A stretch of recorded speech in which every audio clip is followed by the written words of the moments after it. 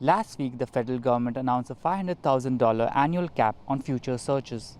Previously, communities could get up to $3 million per year from the Residential School Missing Children Community Support Fund. Many people in the N.W.T are disappointed by this change.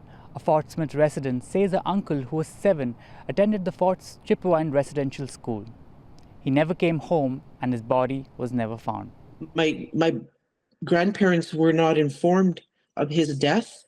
So when they went to the residential school to pick up their children, my mother included, Marvin wasn't there. My mom didn't even know that her little brother was deceased. So it was all kept quiet. And so when my grandparents inquired about my Uncle Marvin, they weren't told anything. They just said he died, and they just had to accept it like that.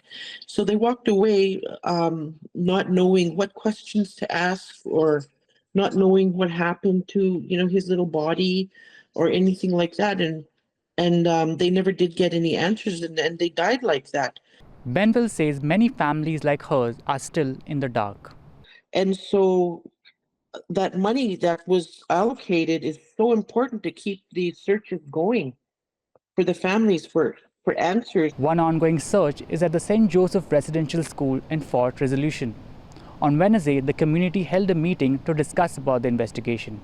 A resident who attended the meeting says the Band Council and a panel presented the ongoing archaeological work and that the funding cap might impact the search efforts. But they said that the carryover is good for another year or so before they actually have to reapply for that.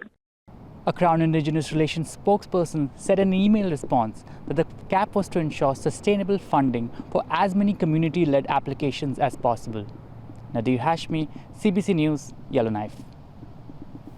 Support is available for anyone affected by residential schools. You can call the Hope for Wellness Helpline, the National Indian Residential School Crisis Line, or the N.W.T Helpline. All of those numbers are on your screen.